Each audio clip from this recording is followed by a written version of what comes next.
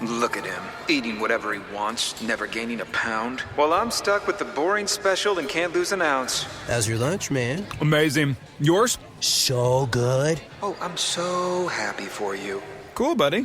Weight loss isn't fair, but Mochi Health is. The affordable GLP-1 source that can fix your frustration with food. So, same time next week? No! Definitely. And your friends. Learn more at joinmochi.com. Mochi members have access to licensed physicians and nutritionists. Results may vary. You're listening to this podcast, so I know you've got a curious mind. Here's a helpful fact you may not know yet. Drivers who switch and save with Progressive save over $900 on average. Pop over to progressive.com, answer some questions, and you'll get a quick quote with discounts that are easy to come by. In fact, 99% of their auto customers earn at least one discount. Visit progressive.com and see if you can enjoy a little cash back. Progressive Casualty Insurance Company and Affiliates. National average 12-month savings of $946 by new customers surveyed who saved with Progressive between June 2024 and May 2025. Potential savings will vary. Voices for Justice is a podcast that uses adult language and discusses sensitive and potentially triggering topics, including violence, abuse, and murder. This podcast may not be appropriate for younger audiences. All parties are innocent until proven guilty in a court of law. Some names have been changed or omitted per their request or for safety purposes. Listener discretion is advised. My name is Sarah Turney, and this is Voices for Justice. Today, I'm talking about the West Mesa murders. In February 2009, a woman was walking her dog when they came across a human bone. When police came to investigate and excavate the area, they found the remains of 11 women, all of whom were murdered. But 15 years later, the case remains unsolved. This is the case of the West Mesa murders. On February 2, 2009, Albuquerque resident Christine Ross was walking her dog Ruca in the West Mesa area when she noticed that he took a sudden interest in something sticking out of the ground. As Christine got a closer look, she realized that it was a bone, and she thought it might be human. She immediately takes a picture and sends it to her sister who worked as a nurse, and her sister confirmed that it looked human to her too. It looked like a femur. So Christine hangs up and calls the Albuquerque Police Department.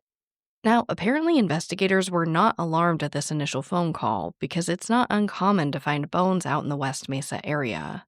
It's technically within the city limits of Albuquerque, but it's an undeveloped area. It has a long and rich history, and many visitors and locals have come across relics and bones. But investigators asked a medical examiner from the University of New Mexico to take a look, and they confirmed that it was human. And again, this doesn't really shock investigators. But what did alarm them is that the medical examiner said that the bone was relatively fresh. Whoever it belonged to died within the past few years.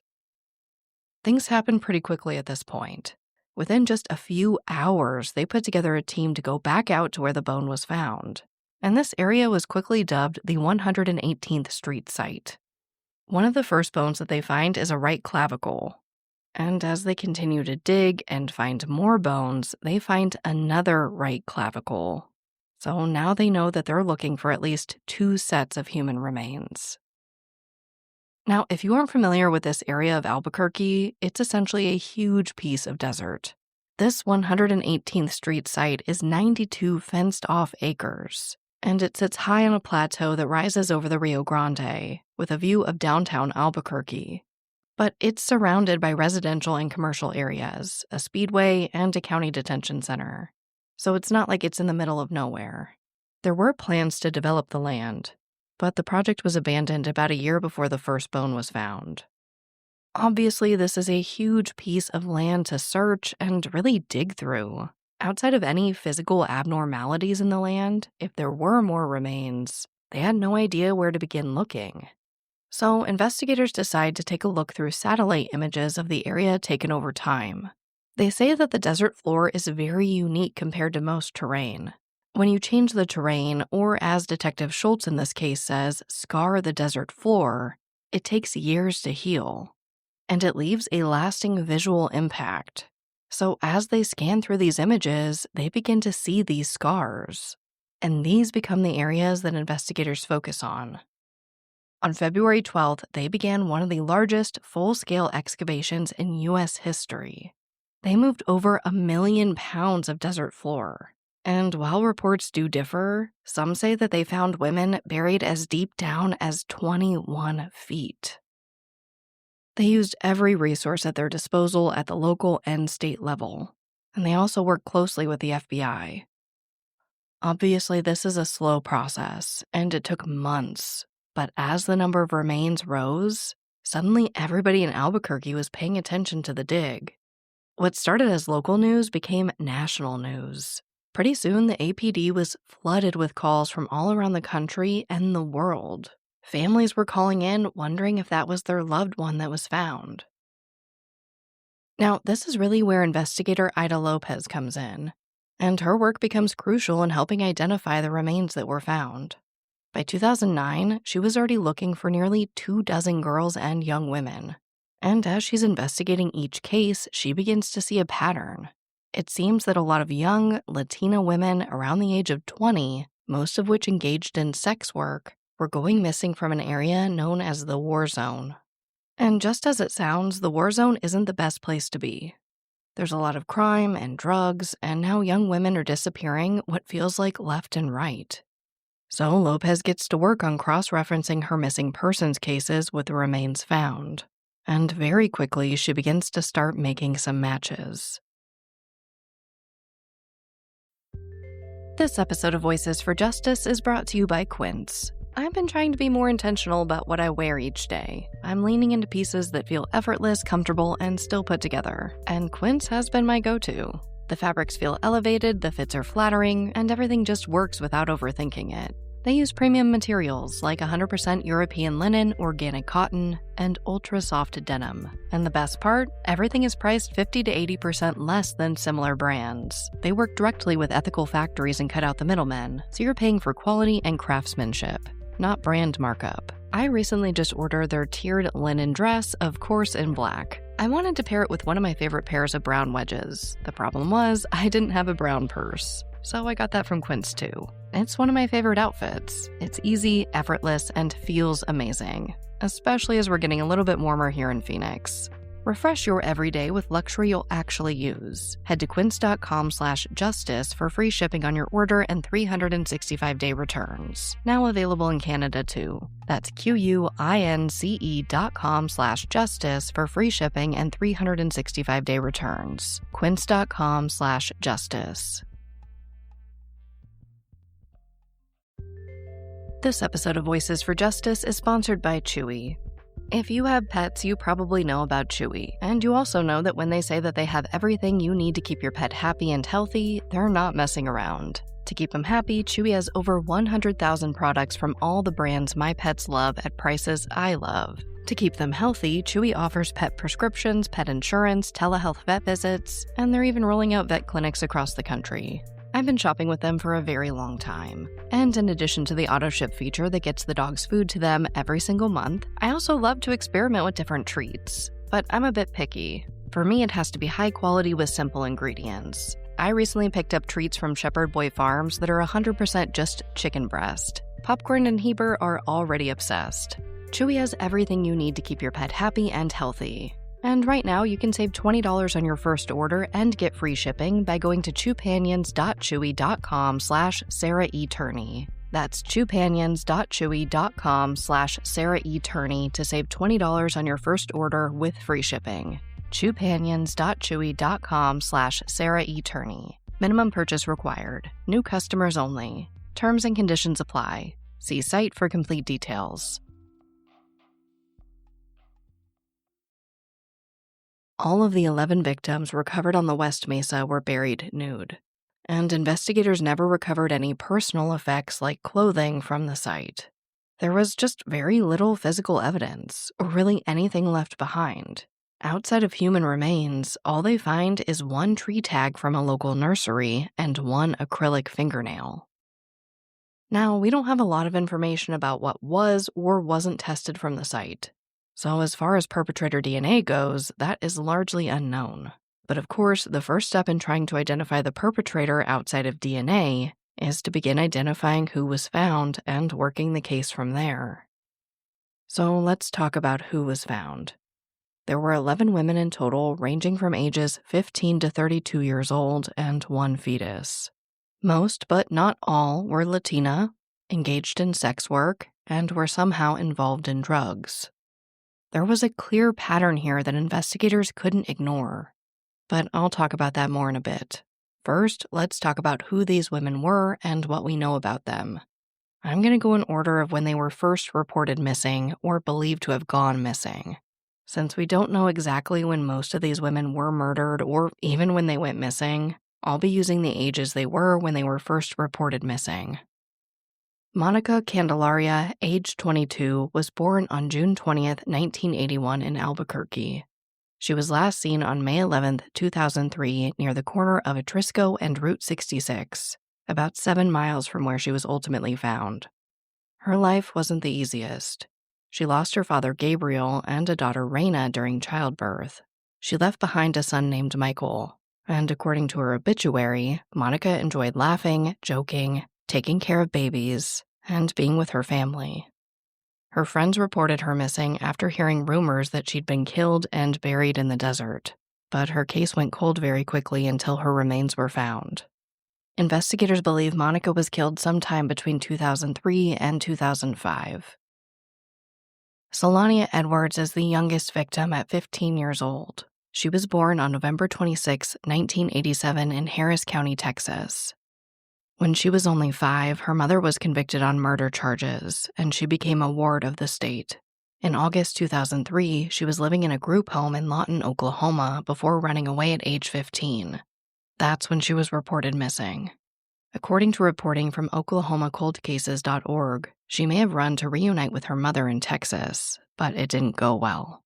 She was arrested on prostitution charges at age 16 in Aurora, Colorado. It's not exactly clear how she made it to New Mexico, but she was identified using dental records in West Mesa. Investigators believe she was killed between 2004 and 2005. Doreen Marquez, age 24, was born on August 31, 1976 in Albuquerque. She was last seen in October 2003. Unfortunately, there's a lot of conflicting information about exactly where she was last seen, but she attended and graduated from West Mesa High School, where she was a member of their cheer team. She had 2 children, Destiny and Mercedes, and developed a reputation in her neighborhood for the extravagant birthday parties she would throw them. Unfortunately, after her partner was incarcerated, Doreen struggled to make ends meet as a single parent, and she began using drugs in the year before she went missing. Her friends and family have told various media outlets that this was completely out of character for Doreen. After she went missing, her sister Julie was extremely active in looking for her, but believes her case wasn't taken seriously by law enforcement. Investigators believe Doreen was killed sometime between 2003 and 2005. Victoria Chavez, age 26, was born on May 20th, 1979 in Albuquerque, and she went missing in either June 2003 or early 2004. Again, we have more conflicting reports here. We don't know a lot about her life, but her loved one said that Victoria loved the outdoors, hiking, and camping, and that she was a really fun person to be around. As it relates to the case, like most of the other victims, Victoria was a sex worker and struggled with substance use disorder. Investigators believe she was killed in 2005. Veronica Romero, age 28, was born on June 19, 1976, and was reported missing in February 2004. She comes from a large family and has been described as funny and intelligent. She was a sex worker and was last seen by her boyfriend Clay getting into a truck. Investigators believe she was killed sometime between 2004 and 2005. Now, the next 2 victims were cousins and last seen together at a family function in April 2004. Jamie Barela, age 15, and Evelyn Salazar, age 27, were headed to a park near San Mateo and Gibson in South Albuquerque when they disappeared. Evelyn was identified 2 months before her cousin Jamie. Jamie's mother, Jane, told NPR News in 2010, quote, "I still remember what my daughter was wearing. She was wearing blue jeans with high-top shoes and a t-shirt, and her curling iron was on. And she said, "I'll be back, Mom, later." And she never came back. End quote. Jane said that she filed a missing person report when Jamie first disappeared, but she's been very vocal that she doesn't believe that that report or any of the other victims' reports were taken seriously. Now, it's worth noting that Jamie is believed to be the only victim who did not engage in sex work at some point in their lives. Investigators believe Jamie and Evelyn were killed sometime between 2004 and 2005. Cinnamon Elks, age 32, was born on October 24, 1972. She was last seen in July 2004. She had 2 children, and her mother Diana has been quoted as saying drugs stole everything from them. While Cinnamon was known to be gone for long periods of time, Diana knew that something was very wrong when she didn't call her to wish her a happy birthday. She reported her daughter missing shortly after this. Cinnamon's remains were later identified using dental records, and investigators estimate that she was abducted and murdered sometime between 2004 and 2005.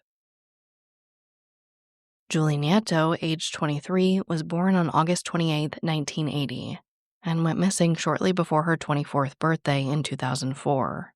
She was described as a happy child. She eventually joined the Job Corps, which ultimately led to her identification through the dental records she provided them. Julie was last seen with her parents before her father was scheduled for surgery.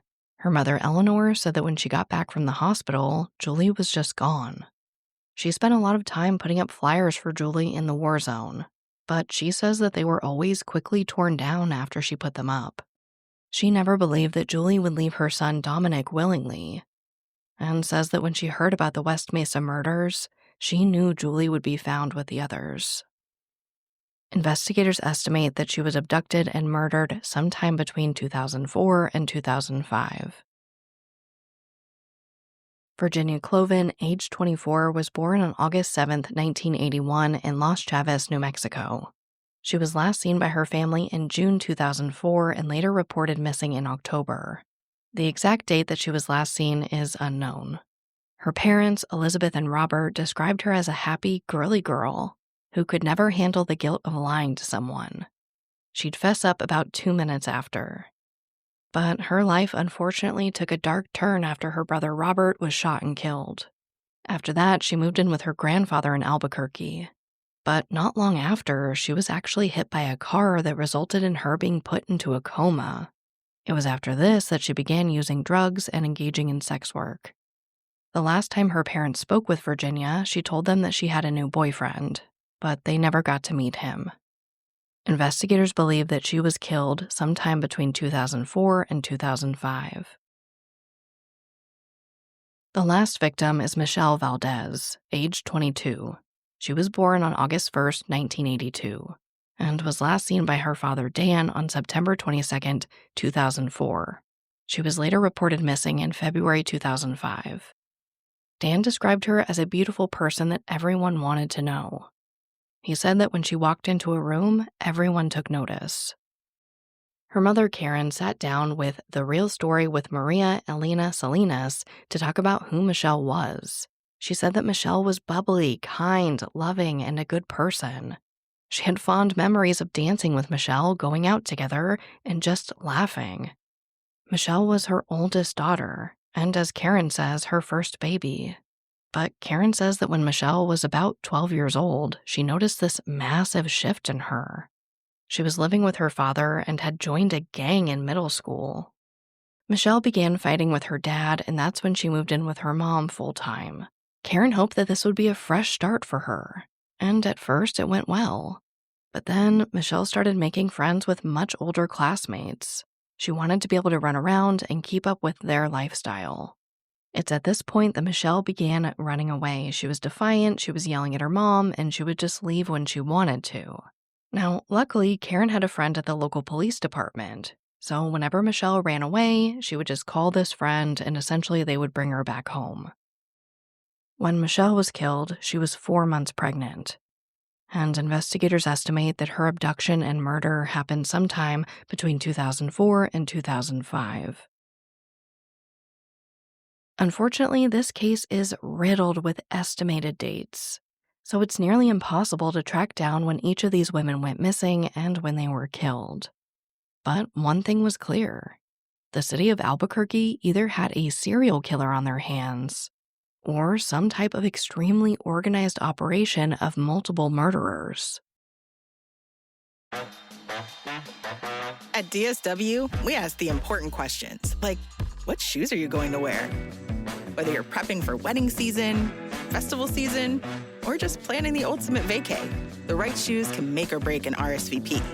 So own the moment. You've got big plans, and we've got just the shoes. At the perfect price, of course. Get ready to get ready with Designer Shoe Warehouse. Head to your DSW store or dsw.com today and let us surprise you. What they did to your family, you're lucky to make it out alive. Streaming on Peacock. These men are going to come after me. Taking them out is my only chance. Put a bullet in her head. From the co-creator of Ozark. Looks like a family was running drugs. Execution-style killing, it's rare for the Keys. Any leads on who they might have been running for? The cartel killed my family. I'm gonna kill them. All of them. MIA. Streaming now. Only on Peacock. While the families of the 11 victims were grateful that the remains of their loved ones were being recovered and identified, many of them struggled with the way that they were being portrayed in the media. The case was likened to that of Jack the Ripper and his victims. Basically, one notoriously scary serial killer taking the lives of sex workers who were considered to have little value. Many of these families fought for years for their loved one's missing persons case to be featured in the media, for people to care about them being found. And now they were being boiled down to a bunch of stereotypes that seldom featured who they were outside of the crime. But either way, the news was out. There was likely a serial killer running loose in New Mexico, and the media went wild for it. And of course, that pressure applied to law enforcement. Eventually, they create an entire specialized task force to work on the case and sift through leads. They call it the 118th Street Task Force. And as I mentioned earlier, really the standout investigator was Ida Lopez. But many of the victims' family members report that Lopez had already been working these cases for years. She had boots on the ground in the war zone looking for the women, holding events, and working with their families. In the summer of 2007, Maggie Shepard, a reporter for the Tribune, decided to go on a ride-along. On this ride-along, she meets investigator Lopez, and Lopez pulls out a stack of missing persons flyers and tells Shepard, "These are my girls." She explains that the number of missing women in this area is rising quickly, and Shepard is really inspired by this. After writing the first article about the ride-along, she writes another article highlighting the missing women. She's hoping to generate some attention and leads for the cases. That article was released in September 2007, and it featured the stories and faces of 16 missing women. But Shepard was disappointed in the response. She said that the community didn't really care, and that there was no national news coverage like she thought this many missing women in one city would and should garner. She followed up with her sources at the APD after the release of the article, and they confirmed that it didn't seem to generate any tips or further media. From the outside, it looks like investigator Ida Lopez was the only one who cared about this case before it became the West Mesa serial killer, or the West Mesa bone collector, as some news outlets for some reason chose to run with, despite not knowing if these murders were done by one person or more than one person. Really, all they knew, or at least what they released to the public, was that someone or a group of people were targeting young women in the Albuquerque area, most of which were Latina, engaged in sex work, and were somehow involved in drugs. There's no real way to sugarcoat this, and I'm not really sure that I want to. They were targeting women that would unfortunately be treated as the lowest priority of missing person due to law enforcement considering their lifestyles to be high risk. I wish it wasn't true, but the mentality of they were asking for it was very strong at this time. And again, unfortunately, still in many departments across the country to this day. It's just the harsh reality of how these cases are often treated. And while investigator Lopez worked on these cases in earnest for many years, it seems clear that the department as a whole did not prioritize these cases. Really, it's the same in true crime. Anyone with access to their analytics can tell you that when you feature a victim with a history of sex work or substance use disorder, it doesn't often get the same amount of impressions as someone without that history. But since there's now potentially a serial killer attached to this case, the media and the Albuquerque PD finally made them a priority. And even with these new resources available to them, it took over a year to fully excavate the site and sift through everything. Outside of any DNA taken from the women's remains, in the end, they were left with that one tree tag and acrylic fingernail. It doesn't seem that they were able to do much with that fingernail. But the tree tag was a different story. Investigators were able to link it to a tip that they'd received over a year ago, right after the story hit the media. According to reporting by Nicole Perez and Robert Brauman for the Albuquerque Journal, a woman named April Gillen called the APD a week after the first bone was discovered in West Mesa, and she tells them that she knows a man they need to look into, her ex-husband, Joseph Blee. It seems that he worked in landscaping and was known to frequent the nursery that the tree tag originated from, as well as the West Mesa area as a whole. But the APD was already extremely familiar with this man. According to that reporting, they'd encountered him 140 times between 1990 and 2009. And many of these encounters were in the war zone where many of the women were last seen or went missing from. In one report, a woman claimed that Blee called her over to his car and exposed himself. She reported this to police, and when he was found, officers discovered rope and electrical tape in the front seat. Now, to their credit, they took his ex-wife's tip seriously. The APD has something called the Repeat Offender Project. That unit followed Blee for 4 days, and what they observed was very disturbing. He was in the war zone, and not actually actively engaging sex workers, but just following them and watching them. His home was searched about 8 months into the investigation, and while we don't know everything that was taken, we do know that they found women's jewelry and underwear that did not belong to anyone in the home. His wife Cheryl confirmed that she would sometimes find women's jewelry that didn't belong to her or their daughter as well. And unfortunately, it was their daughter that found women's underwear hidden in their shed. It's also extremely worth noting that some family members of the 11 victims have reported that their loved one's jewelry was missing. However, due to this being an open and ongoing investigation, law enforcement has not commented on whether any of the DNA collected from the items from Blee's home are a match to any of the 11 victims. Now, investigators did interview Blee's former cellmate, who says that Blee knew some of the victims and paid them for sex work. He would call them trashy and even bragged about hitting one of them when she tried to take his money. In 2015, Blee was sentenced to 90 years in prison for sexually assaulting 4 women in the late 80s and early 90s. His DNA was also found on the clothing of a sex worker who was found deceased in the war zone, but he was never charged with any crime in connection to that discovery or with any crime connected to the 11 victims in this case. There was also a search warrant served on the business of 58-year-old Ron Irwin from Joplin, Missouri in 2010. He had an interest in photography and would go to New Mexico a few times a year to take pictures. But he stopped making those trips after the murders made the news. He was sent to Virginia to be polygraphed by the FBI and was eventually cleared.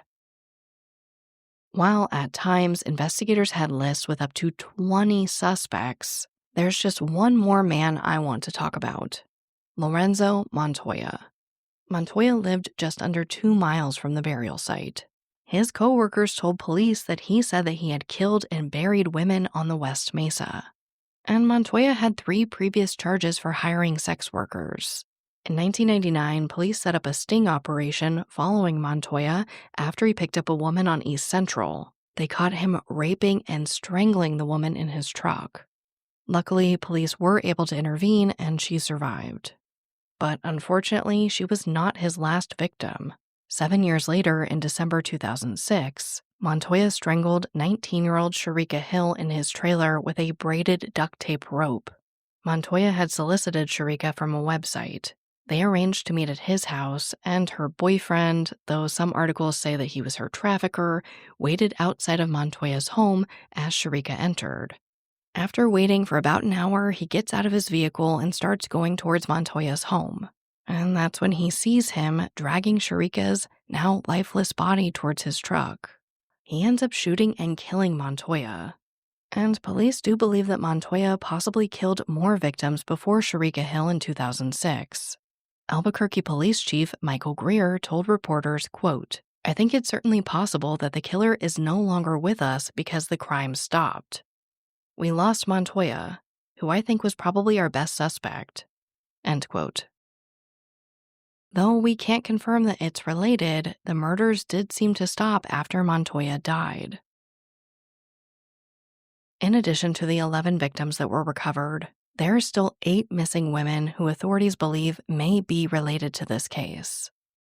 Anna Vigil, age 20, was last seen in 2005. Felipa Gonzalez, age 23, was also last seen in 2005. Shawntell Waites, age 29, was last seen in 2006. Nina Herron, age 21, was last seen in 2005. Vanessa Reed, age 24, was last seen in 2006. Jillian Ortiz Henderson, age 19, was last seen in 2006. Jillian Ortiz Henderson, age 19, was last seen in 2006. Jo Lucher, age 32, was last seen in 2003. And Leah Peebles, age 23, was last seen in 2006. You might remember that name. I did cover Leah's case on this podcast quite some time ago. I'll have that episode linked in the episode description if you want to take a listen. Her case inspired me to make this episode.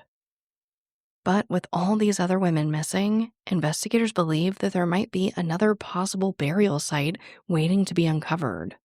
And of course, after all this time without any definitive answers, families have grown frustrated with the investigation and the media. Many family members of the West Mesa victims have been vocal about these frustrations. They say that police initially brushed off the possibility of a serial killer. They said that they failed to investigate. Some have also said that they feel like the Albuquerque Police Department has been distracted by their own internal scandals. They've had evidence from their storage room lost, allegations of sexual assault, and allegations of police brutality, leading to 20 fatalities between 2009 and 2012. In 2015, the U.S. Justice Department did investigate the Albuquerque Police Department. There's also allegations of APD officers sexually assaulting sex workers. Both Michelle's mother and Julie's mother have come forward to say that their daughters were afraid of the police, that there were officers who were known to sexually assault sex workers. Now, the APD says that those claims were investigated and say they wouldn't put it past someone to impersonate an officer. That way they could abuse and rape vulnerable women and young girls. Despite this statement, the theory that these 11 women were killed by one or several officers from the APD remains a prevailing theory in this case. But where is the case today? Well, the 118th Street Task Force is now down to one detective, and investigator Lopez retired in 2014. The families also say that even the local and national media have long moved on from the story of the West Mesa murders. But there was a resurgence of media in 2024 when an unauthorized movie inspired by the murders premiered. Most of the families weren't too happy with this project. APD spokesperson Rebecca Atkins said, quote, "A lot of these families were blindsided. I think it would have been nice for them to at least have a notification that this was coming up. I think a heads up could have been appreciated." End quote. The APD also says that they were never consulted or contacted by the film's writers or producers. And just like the families of the victims, they didn't know that the movie was coming out until the trailer dropped. It's disappointing, but not surprising. And that's pretty much where the case is today. Chief Harold Medina from the APD asserts that the case is still very active and open. He said, quote, We have put a tremendous amount of effort into solving this case over the last 15 years. And we will not stop in the search for the individual or individuals responsible. I can only imagine what the loved ones of the victims have experienced all these years waiting for answers. But this case has never been forgotten, and I too seek justice for all those impacted by these crimes." End quote. There is a reward of $200,000 for information that leads to an arrest and successful prosecution in this case, which brings me right to our call to action. Please continue to share this case, specifically the names of the victims and the names of the women who may be linked to the same perpetrator or perpetrators. While this case hasn't seen a lot of movement recently, you never know when that one piece of the puzzle that could put it all together will be found. So please share.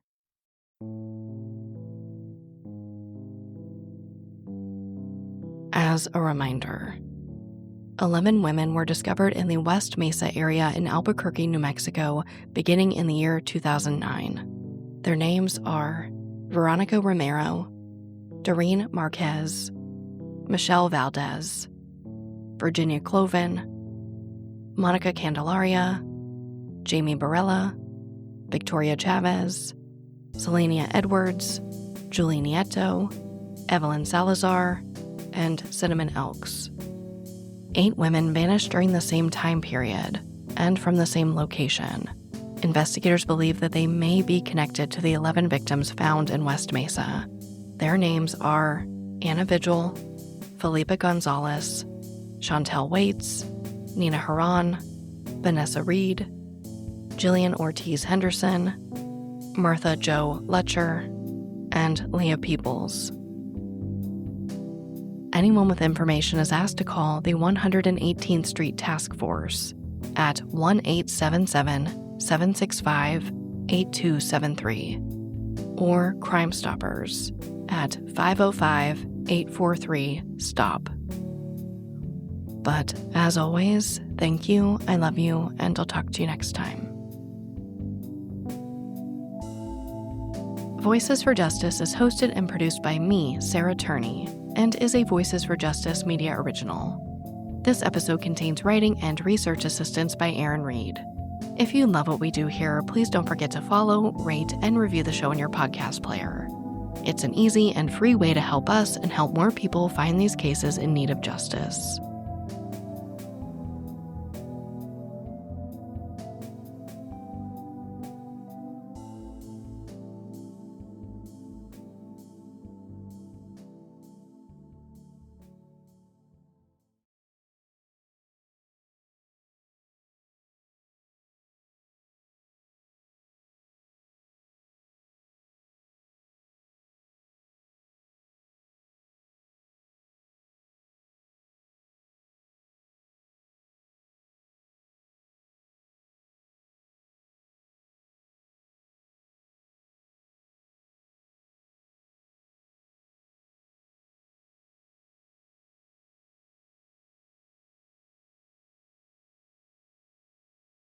Welcome to the Secret After Show. The studio door is open and our emotional support puppies, Heber and Popcorn, are in the room.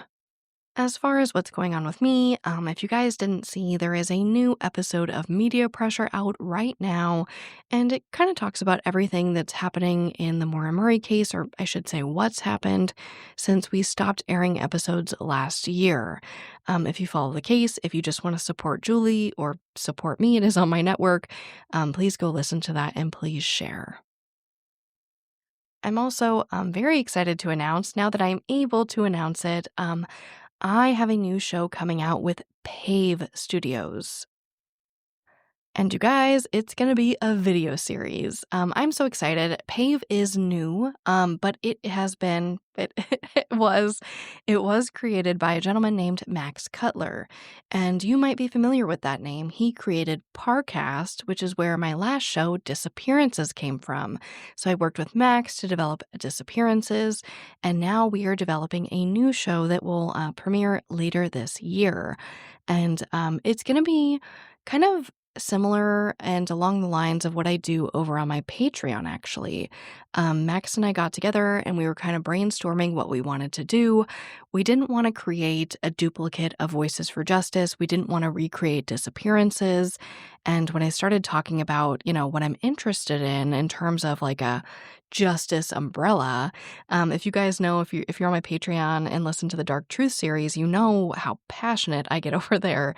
And so we were brainstorming and we thought, why don't we do conspiracies and scandals, which I am so excited about. It is something that I am so passionate about because it does affect people. It affects people in major ways. I mean, sometimes these conspiracies or scandals can ruin people's lives. So it's a little branch out from true crime, but it's also under that like justice umbrella, if you will. So I'm super excited. I'm super passionate about it, and that'll be out later this year. And once all that comes together a little bit more, I can't wait to tell you more. But for now, you can follow that journey over on the Pave Studios Instagram page is probably the best place to go. But yay, a new video series. I can't wait. Again, if you guys listen to Dark Truth over on Patreon, you know how fired up I get about some of these topics. And I guess it's just different, right? Like I am on it. You guys know, I'm so fired up about true crime and the cases that I cover. But there's almost like this, like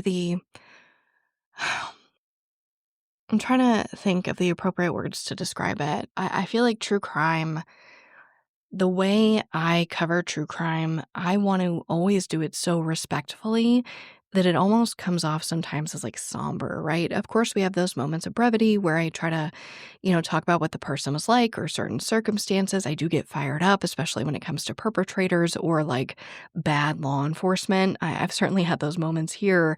But I think and I've seen doing things like conspiracies and scandals, I can inject more of my personality in that without feeling like I'm taking away from the story. I hope that makes sense. I just feel like I have very different styles in how I cover true crime versus how I cover, like a scandal. Like I just covered Boeing over there on my Patreon. And I just have different styles in the way that I cover those. And I get, I guess, like more sassy. I get sassier when it comes to talking about big corporations, because guess what? Your girl doesn't care. When it comes to a big, nameless, faceless corporation, I am going to strike you down with whatever the might of whatever I have here. I just don't care. If you're a billionaire, I'm going for the jugular. So check out when it comes out my new project with Pave Studios talking about conspiracies and scandals, and it will be a video series. So I'm a little scared of that. Please support me in that. I am nervous to have my face out there. I've never really done a video series like that. Of course, I have my TikTok, but this is a brand new realm for me. So I'm excited, and I hope you check it out. Sorry, that was really long and really rambly. Let's move on to the case. Now, honestly, the segue makes perfect sense in my head because this is a topic, a case, these cases. I'm very passionate about it.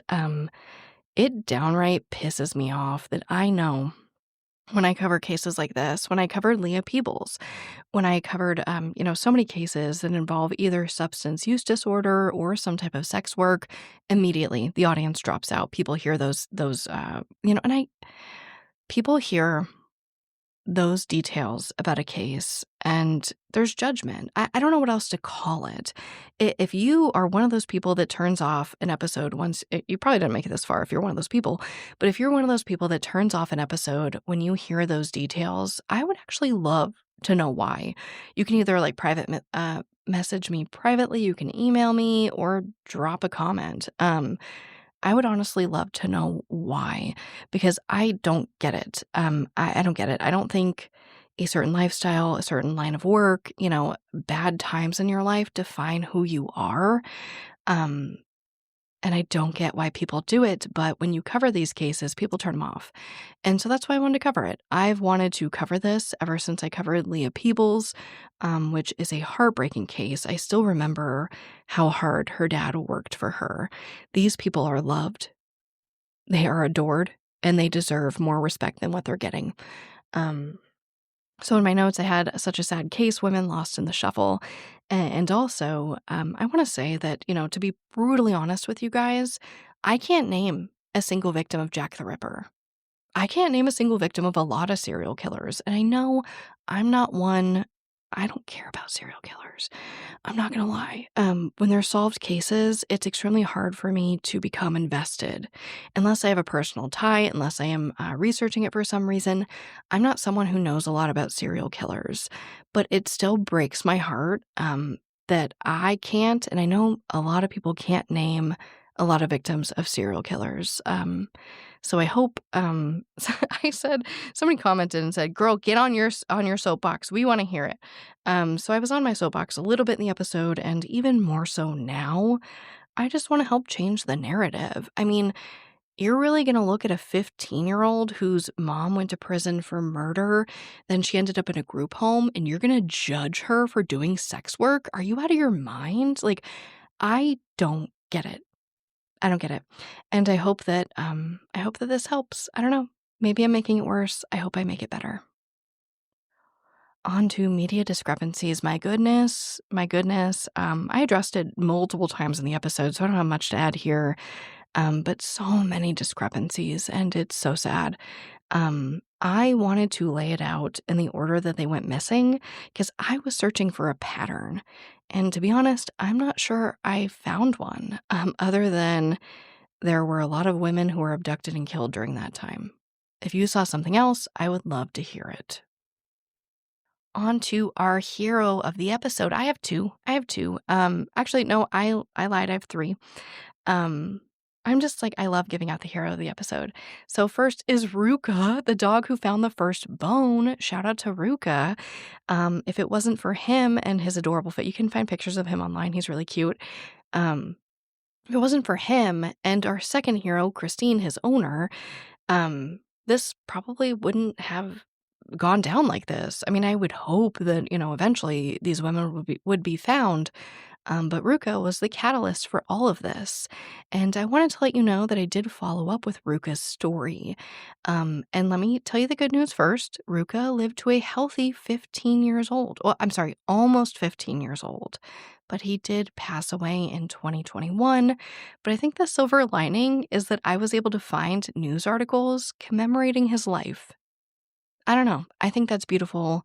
I love Ruca. He's our first hero of this episode, followed by his owner, Christine. And then third on my list is investigator Ida Lopez. I mean, of course, I have to give her a shout out. The way that she worked these cases and cared for them, while it seemed like nobody else really did other than these women's families, she deserves to be a hero of this episode. I think every family member of a victim could only be so lucky to have an investigator, Ida Lopez, in their lives. So those are my heroes of the episode. On to our segment of hope. This is kind of like a mini update. I have it on my list to do a larger update if more information comes out. But I am going off of NBCnews.com. This was written by Veronica Fulton, and the headline reads, Remains found in rural Ottawa County, Oklahoma, identified as Aubrey Dameron, who vanished nearly 6 years ago. I covered Aubrey's case quite some time ago, and I got so many texts, I got so many messages about this, and this is brand new. This happened the day before I'm recording this update for you guys, or you guys know I like to do the secret after show as close to real time as possible. So this just came out. This is brand new. As a little refresher, Aubrey was 25 and last seen on March 9th, 2019, near Grove. This is part of the Cherokee Nation of Oklahoma. And as you might expect, because this is so new, we don't have a lot of information. Now, the article reads, the Oklahoma Medical Examiner's Office responded to the scene and collected the remains, which were brought back to the office for further examination and identification. Due to the condition of the remains, they appeared to have been at the location for an undetermined period of time. So we don't know how long she was there. Now, Cherokee Nation Principal Chief Chuck Hoskin Jr. also issued a statement, quote, After nearly 6 years missing, our Cherokee Nation citizen Aubrey Dameron has been recovered today. Our thoughts and prayers are with her Aunt Pam and Uncle Christian, who always put Aubrey's missing persons case and all MMIP cases in the forefront where it belonged, end quote. He added that Aubrey was extremely proud of her Cherokee culture, and that she had a bright future and her young life was cut too short. And really at this time, because it is so new, that's really all we know. They just say that the investigation into Aubrey's death is ongoing. It looks like neither the cause or manner of death was listed in any media release at this time. But it does make our segment of hope because it looks like they're at least one step closer into getting justice for Aubrey. And of course, if you want more information on her case, I will have that also linked in the episode description. It's definitely worth a listen. But as always, thank you, I love you, and I'll talk to you next time.